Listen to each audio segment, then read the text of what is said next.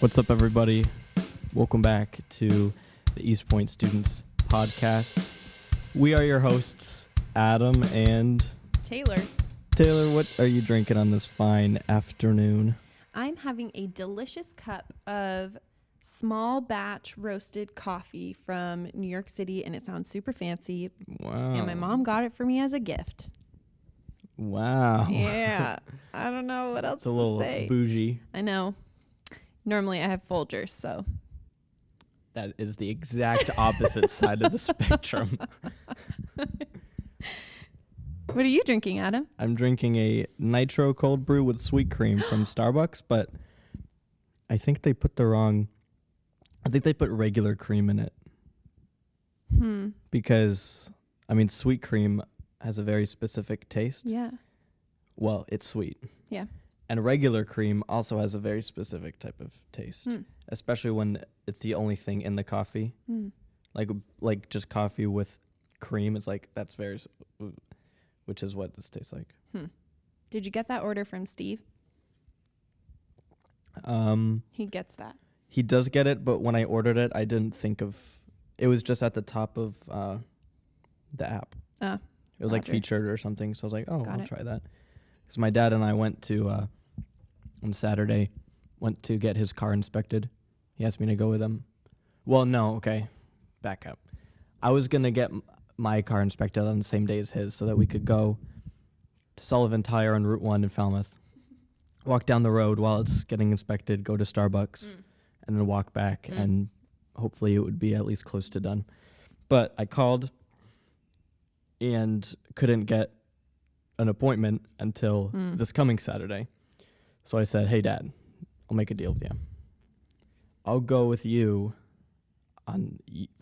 for your car inspection and walk to Starbucks if you come with me on mine. So that's what we did. He said, yeah. So I went with them last Saturday, and we walked to Starbucks, and then obviously you have to mobile order now because you can't go in. Except for the one here, you can, at the main mall road. Really? You can go in. You can even order inside. They've everything. Really? Yeah, there's lines taped on the ground. Amazing. But anyways, so I saw the nitro cold brew with sweet cream, and the picture on the app just looks so good. So, Wow. I guess that's good marketing or whatever. Yeah. It's not really marketing because it was on the menu. Yeah. It's not marketing at that point, is it? I mean, We have this is now a marketing podcast. Yeah, it is. Okay. All right, 3, 2, 1. Favorite coffee in the entire world, go. Okay, hold on. You can't. I just threw this on him, guys. I didn't. You can't do that. Well, what do you mean? What kind? Like there's category. Where has been the best cup of coffee that you have ever gotten in your entire life? Well, I need some sort of Let's do black? just fresh roasted Black coffee. black coffee. Probably. So in Columbus, Ohio, there's this thing called the Columbus Coffee Experience. You get like this little booklet thing with a ton of there's like, I don't know, 20 or so different coffee shops in Columbus. And if you go and you tell them, hey, I'm doing the Columbus Coffee Experience, they'll stamp it. And if you get a certain number of stamps, I think it was only like 6 stamps or whatever, but if you get a certain number of stamps, then you get a t-shirt that says like Columbus Coffee Experience. So I went to, I think it was the first place we went. Part of it, okay, so I think part of it was just the experience adds to the taste. Yep. So, and like the presentation. So they made, I think I got V60 pour over. And it might have been Chemex. No, I think it was V60. And because at this point I didn't know what I just saw pour over different types. I didn't know if it was the method or if it was the type of coffee. I was kind of stupid, but so it was. No offense, I guess. If you never mind, pretend I didn't say that. So I got the V60. And it takes about 4 to 5 minutes to make. And then they gave it to me they like poured it into a little glass bulb. It was epic. It was like a chemistry. What? Yeah, it was like a little bulb. What? That was like the excess, because they poured it into a mug, a pretty small mug. And then they had this wooden tray with like these little indents that had an indent for the mug and an indent for the bulb. Mm-hmm. And they gave it this, and it had like a longer indent for like a spoon or straw or something. I don't know. Wow. Why you'd put a straw on a tray, but so I think just that experience added to the taste, and it was the first time I had pour over, and I think it was an Ethiopian bean. Yum. Not just one bean; it was multiple beans, obviously. Wow. Because you can't. You could make a little bit of coffee. Yeah, like those videos of like them making the hamster food, like the little mini burritos. Mm-hmm. You grind like one bean of coffee and pour like a milliliter of water over it and make a tiny. Anyways.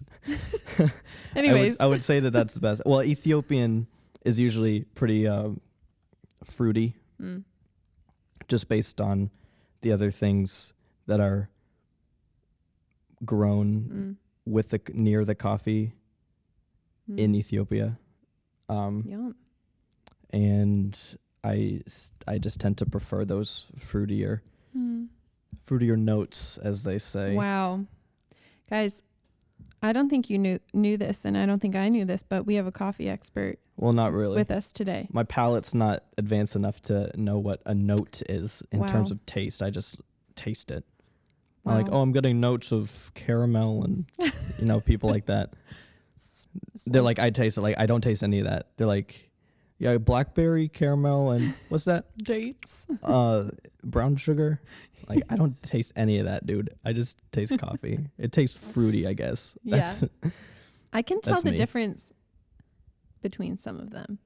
Like medium roast, like a fruity medium roast, but then like a heavier, more chocolatey, like maybe if roast. I had them like back to back. But like so separated, like a day separation, I'm like, my mouth doesn't have memory like that. Wow. My mouth has short-term memory loss, apparently. Whoa. Well, what's your favorite coffee? Well, I don't think I actually have an answer for this, although... Okay, that's kind of not fair. When I studied abroad, the coffee in Italy, I would go to Italy. That's strong stuff. And it was that's really just espresso, good. Right? Lots of espresso. But I would order Americanos too, which were Americanos. And which, if we want clarification. An Americano is an Americano, in case you're wondering. An Americano is an Americano. And then, but there is this one coffee shop in Madison, Wisconsin, in the middle of town, and I don't remember the name of it, but I went to it 2 years in a row, and it has some of the best coffee I've ever had in my life. When you say 2 years in a row, do you mean once per year? Once per year. But I had it like 12 times when I was there. Like I just drank it so much because it was delicious. Some of the best coffee beans I've had.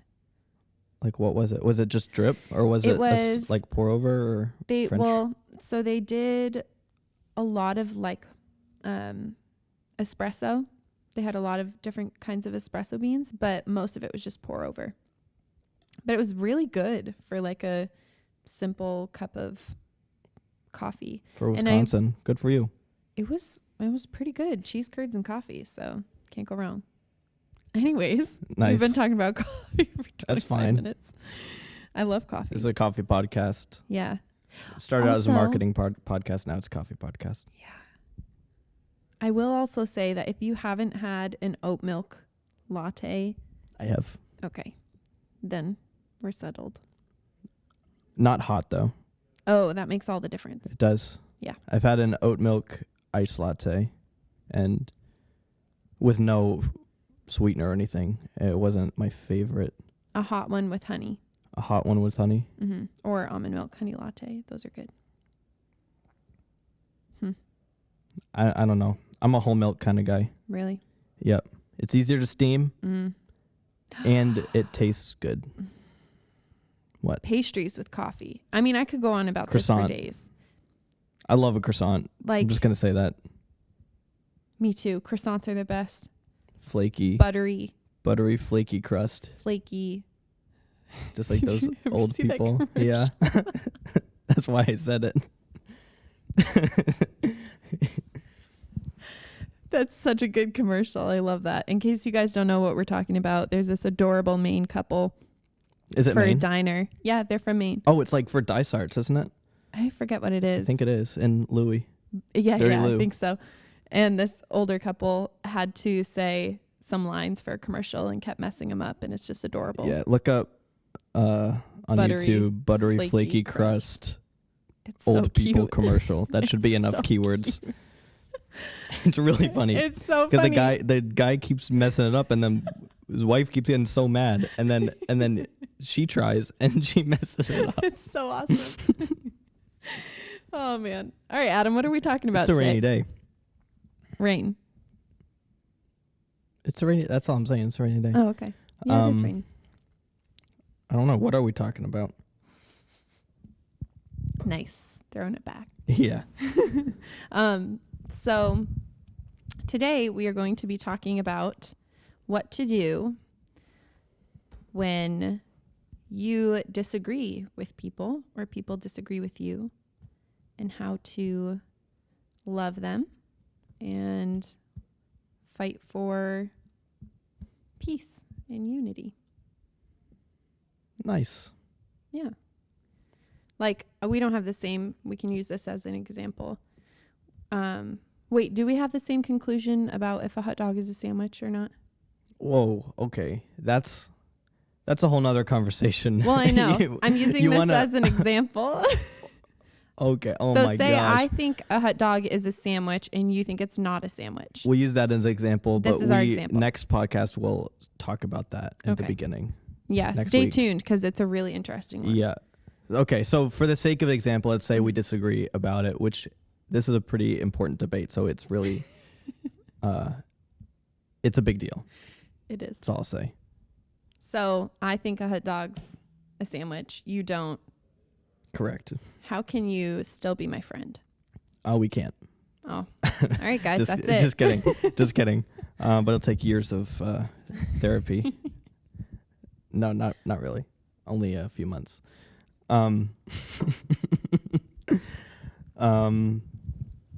Well, let's say, for the sake of example, that it's a little more churchy of a disagreement. Because I think obviously whether or not a hot dog is a sandwich, as much as I want to think it's a big deal, it doesn't really matter. If we disagree about it, it only matters that I'm right. But let's say it's something like, I don't know, just some biblical, some classic predestination versus free will or something like that.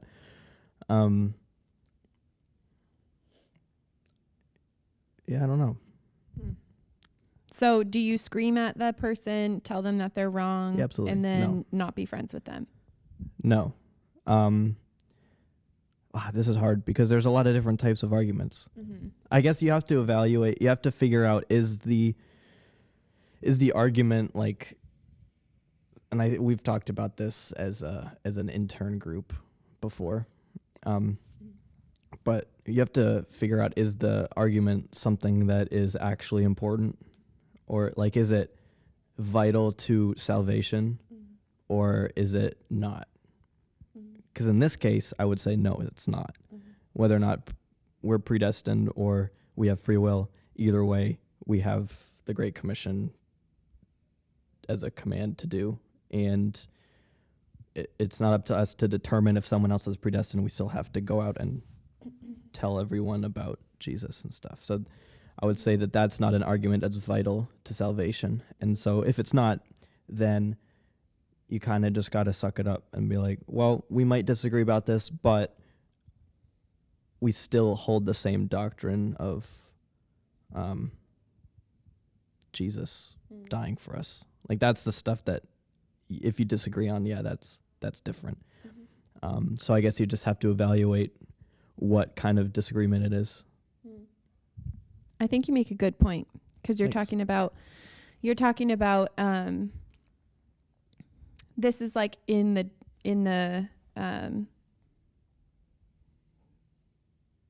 So basically what you're talking about is knowing when to speak truth, which is we should always speak truth, but how we do it is important.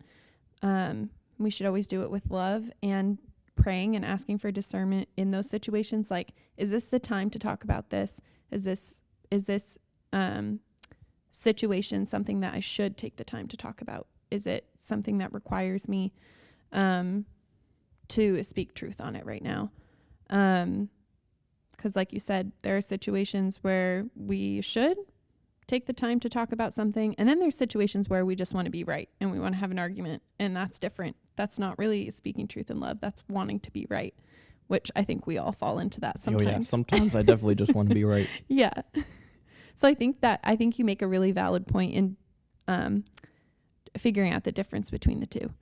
And then when someone does totally disagree, maybe we're speaking God's truth and we're loving someone, they might totally disagree. We can still love and be friends with people that we disagree with, because the truth is we're going to disagree with so many people in this world, and people are going to disagree with us. So how can we practically love people when there's conflict or disagreements? What do you think? You gotta, and I gotta, and we gotta, cover all my bases there. Everyone.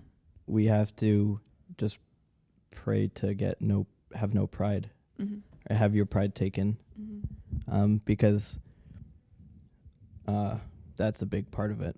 Mm-hmm. I mean, that's a big part of every kind of sin that we could do. Mm-hmm. There's some aspect of pride, but especially with, like you said, sometimes we just want to be right, and that's like, obviously 100% pride is just like my ego. I want to be the one who's right, not the one who's wrong.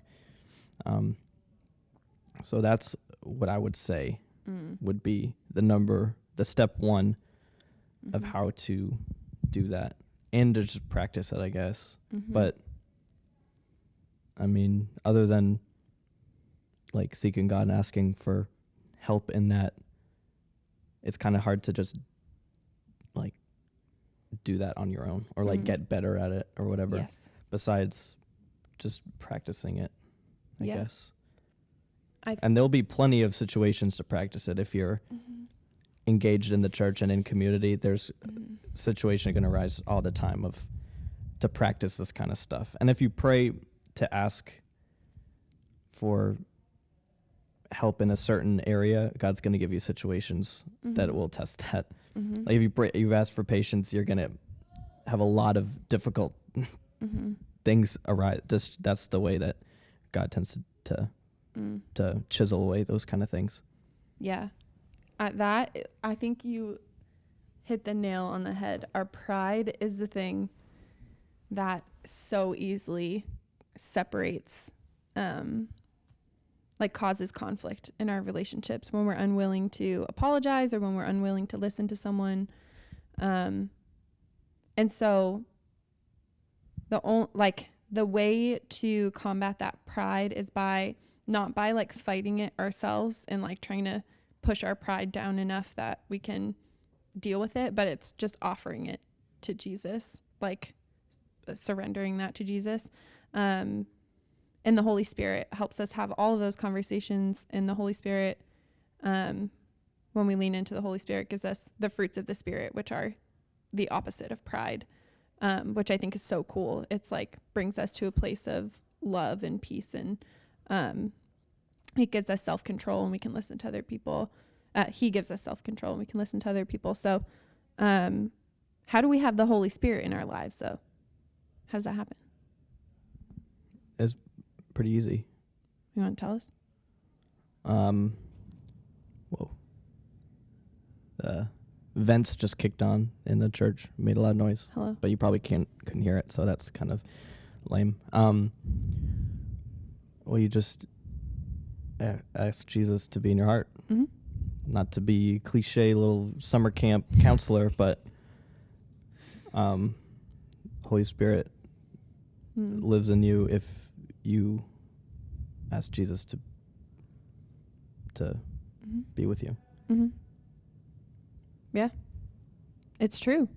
If you ask him, do you put your trust in him? He's with you. Yep. Yeah. No, yeah. Because I think it can kind of seem intimidating. Like all of these things, thinking about it like, oh man, I don't want to be prideful. I want to have humility. I want there to be unity in my relationships and all of my friendships. How am I going to do that? And we can try to like figure it out on our own, or at least I do. I like think about it all the time. And then I'm like, oh, right. The answer to this is not me thinking through all of this. It's giving everything to God, and he'll help me through it through his spirit. There's Jesus. Yeah. Right? Thanks, God. Thanks. He's pretty cool. Yeah. You should tell him that when you get to heaven. Hey, you're pretty cool. He'll be like, thanks, Taylor. That's an understatement. Anything else you want to say? Meh. I don't think so. Hmm. It's a rainy day. It's a rainy day. Philippians 2. Nice. I'm just going to read that to close us out. Alrighty. Because it was a good one. It says, I'm going to read it not in this version. Hold on. Okay.